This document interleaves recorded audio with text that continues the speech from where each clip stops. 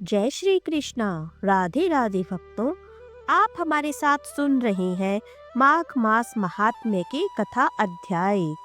आज की कथा में हम श्रवण करेंगे माघ मास महात्म्य का 10वां अध्याय।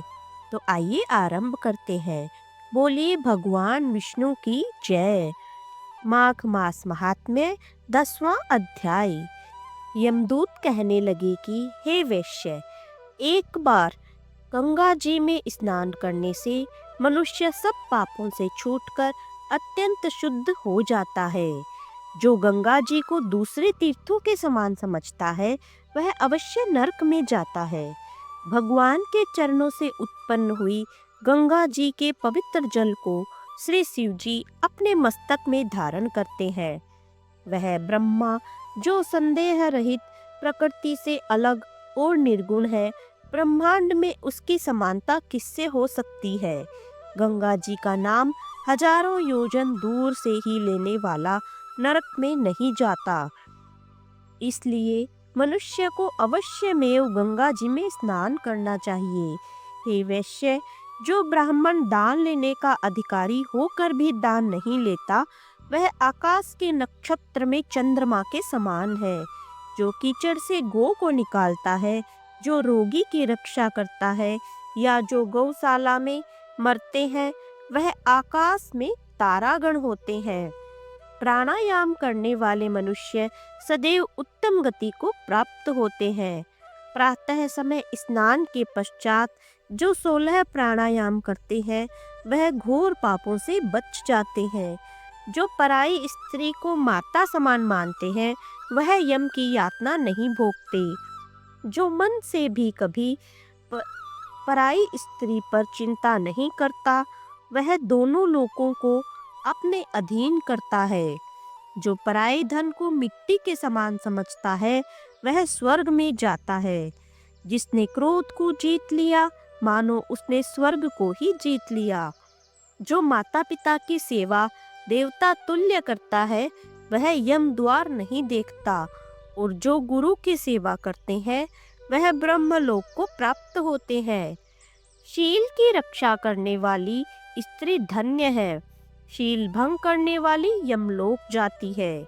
जो वेदों और शास्त्रों को पढ़ते हैं, या पुराण और संहिता पढ़ते और सुनते हैं, तथा जो स्मृति का व्याख्यान और धर्मशास्त्र समझते हैं, या जो वेदांत में लीन रहते हैं, वह पाप रहित होकर ब्रह्मलोक को प्राप्त होते हैं।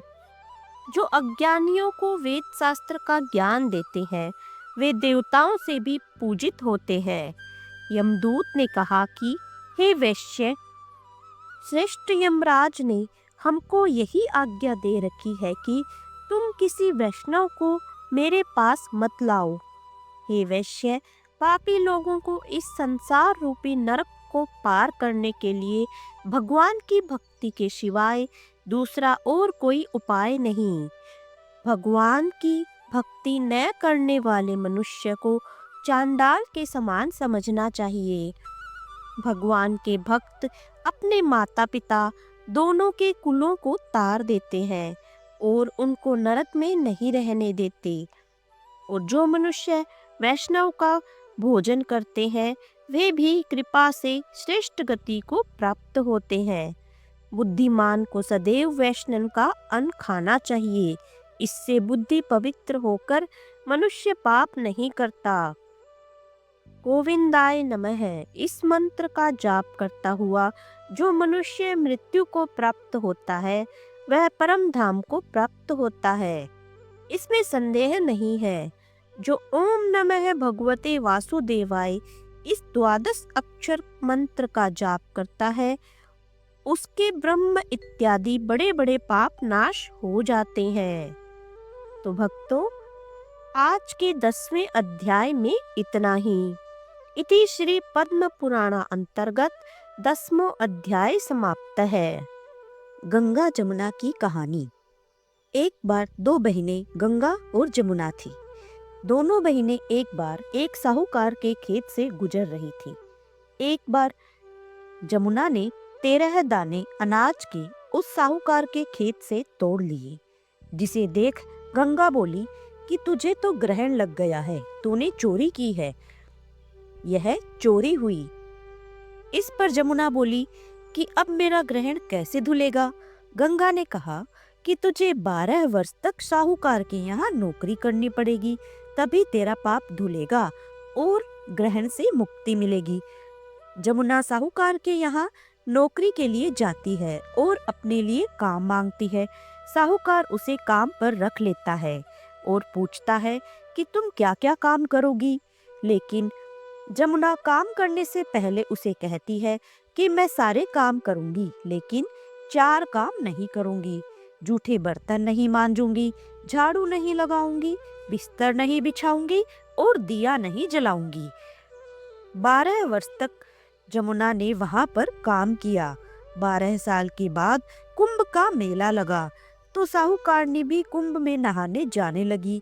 जमुना ने उसे जाते देख कहा कि कुंभ के मेले में मेरी बहन गंगा मिलेगी तो उसे यह सोने का टका दे देना, इससे वह अपने हाथों में सुंदर चूड़ियां पहन लेगी। साहूकारनी ने कुंभ के मेले में गंगा को वह सोने का टका दे दिया। गंगा ने उनसे वह टका लेते हुए कहा कि मेरी बहन को कहना कि उसके 12 वर्ष पूरे हो गए हैं, अब वह यहाँ वापस आ जा। साहूकारनी व साहूकार वापस घर आए तब जमुना मटके में पानी भर रही थी। दोनों जमुना से बोली कि हमने सोने का टका वह तेरी बहन गंगा को दे दिया था और उसने कहा है कि तेरे 12 वर्ष पूरे हो गए हैं, इसलिए अब तुम वापस आ जाओ।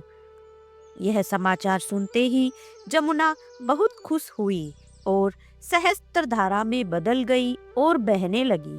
जमुना जी का यह रूप देखकर साहूकार व साहूकारनी परेशान हो गए कि हमारे घर में जमुना माता ने काम किया, हमें तो इसका बड़ा दोष लगेगा। अब हमें तो ग्रहण लग गया है, यह ग्रहण हम कैसे उतारेंगे। जमुना भागकर गंगा माता के पास चली गई। गंगा ने जमुना से पूछा कि तुम साहूकार साहूकारनी से कुछ कहकर आई हो या ऐसे ही बिना बताए आ गई। तब जमुना बोली कि मैं तो कुछ भी बताकर नहीं आई हूँ। गंगा ने कहा कि जा उन्हें धीरज दे आ, नहीं तो उन्हें जीवन भर असंतोष ही रहेगा। गंगा के कहने पर जमुना माता ने साहूकार साहूकारनी को सपने में दर्शन दिए और कहा कि तुम दोनों उल्टे माथे क्यों पड़े हो, जाओ उठकर खाओ पियो। तब दोनों बोले कि हम कैसे उठें, हमें तो ग्रहण लगा है, क्योंकि हमने उल्टे सीधे और पता नहीं कितने ही नीच कार्य आपसे करवाए हैं। तब जमुना जी बोली कि तुम्हें ग्रहण नहीं लगा है, ग्रहण तो मुझे लगा था कि मैंने तुम्हारे खेत से 13 दाने जौ के चुराए थे। मैं तो अपना ग्रहण उतारने तुम्हारे घर आई थी। मेरा ग्रहण तुम्हारे घर में 12 वर्ष तक रहने से उतर गया है और मेरी मुक्ति हो गई है। जमुना जी ने कहा कि तुम्हें कोई ग्रहण नहीं लगा है, उल्टे मेरे 12 वर्ष तक यहाँ रहने से तुम्हारी भी मुक्ति हो गई है। यह कहकर जमुना जी स्वप्न से चली गई। दोनों उठकर देखते हैं कि उनके घर में पहले से भी अधिक धन हो गया है। हे जमुना माता, जैसे आपने साहूकार व साहूकारनी की मुक्ति कराई, वैसे ही आप अपने सभी भक्तों की करना। जय गंगा मैया की, जय यमुना माता। भक्तों, आइए अब सुनते हैं धर्मराज की कहानी। धार्मिक मान्यताओं के अनुसार हर व्यक्ति को अपने जीवन काल में धर्मराज की कहानी जरूर सुननी चाहिए। कहते हैं कहानी को सुनने से वैकुंठ धाम के दरवाजे खुल जाते हैं। आइए सुनते हैं धर्मराज की कहानी। पौराणिक कथा के अनुसार एक गांव में एक बुढ़िया रहती थी। वह खूब धर्म व्रत पूजन करती थी। जब उसकी उम्र पूरी हो गई तो उसे एक दिन यमदूत लेने आए और वह उनके साथ चल दी।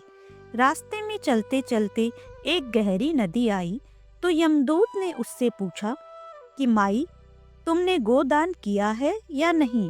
बुढ़िया ने तुरंत पूरी श्रद्धा से गाय का ध्यान किया तो गाय उसके समक्ष आ गई।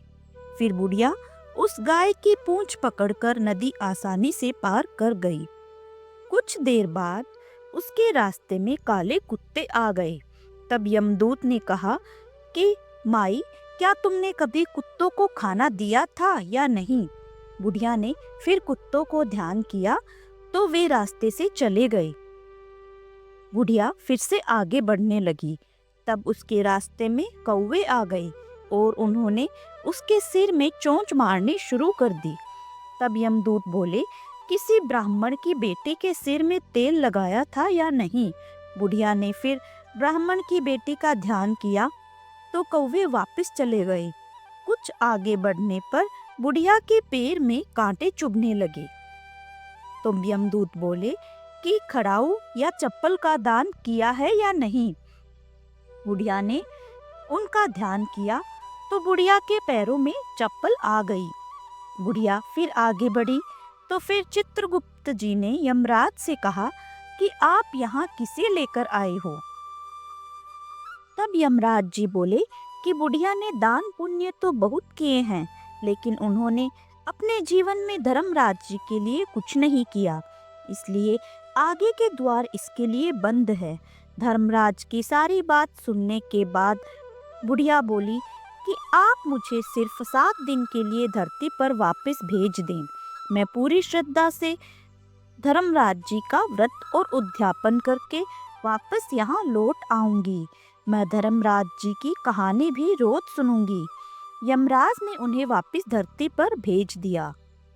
बुढ़िया अपने गांव में आ गई और गांव वालों ने उसे भूतनी समझकर अपने घर के दरवाजे बंद कर दिए। वह जब अपने घर गई तो उसके बहू बेटे ने भी डर के मारे दरवाजे बंद कर दिए। बुढ़िया ने कहा कि मैं भूतनी नहीं हूँ, मैं तो धर्मराज जी की आज्ञा से सिर्फ 7 दिन के लिए धरती पर वापस आई हूँ। इन 7 दिनों में मैं धर्मराज जी का व्रत और उद्यापन करूंगी, जिससे मेरे लिए परलोक के रास्ते खुल जाएंगे। बुढ़िया की बातें सुनकर बहू बेटे उसके लिए पूजा की सामग्री ले आए, लेकिन जब बुढ़िया कहानी कहती है तब वहाँ कोई भी हुंकारा नहीं भरता, जिससे बुढ़िया बाद में अपनी पड़ोसन के पास जाती है और उसे कहानी सुनाती है, तब वह हुंकारा भरती है। इस तरह से 7 दिन धर्मराज की विधि विधान से व्रत पूजा और उद्यापन करने के बाद धर्मराज जी बुढ़िया को लेने के लिए विमान भेजते हैं। स्वर्ग से आए विमान को देख उसके बहू बेटों के साथ सारे गांव वाले भी स्वर्ग जाने को तैयार हो गई। बुढ़िया ने कहा कि तुम कहाँ तैयार हो रहे हो? मेरी कहानी तो सिर्फ मेरी पड़ोसन ने सुनी है, इसीलिए वही मेरे साथ जाएगी। तब सारे गांव वाले बुढ़िया से धर्मराज जी की कहानी सुनाने का आग्रह करने लगे। तब बुढ़िया उन्हें भी कहानी सुना देती है। कहानी सुनने के बाद गांव के सभी लोग विमान में बैठकर स्वर्ग को जाते हैं। तो धर्मराज जी कहते हैं कि मैंने तो विमान केवल बुढ़िया को लाने के लिए भेजा था। तब बुढ़िया माई ने कहा कि हे धर्मराज जी, मैंने अपने जीवन में जो भी पुण्य किए हैं उसमें से आधा भाग मैं आप गांव वालों को देना चाहती हूँ। इस तरह से धर्मराज ने ग्रामवासियों को भी स्वर्ग में जाने दिया। हे धर्मराज महाराज, जैसे आपने बुढ़िया और गांव के सभी लोगों को स्वर्ग में जगह दी, उसी तरह से हमें भी देना। साथ ही कहानी सुनकर हुंकारा भरने वालों को भी और कहानी कहने वालों को भी परलोक में जगह देना। धर्मराज जी की जय। यमराज महाराज की जय। तो भक्तों, यह थी आज की वीडियो। वीडियो को पूरा देखने के लिए धन्यवाद।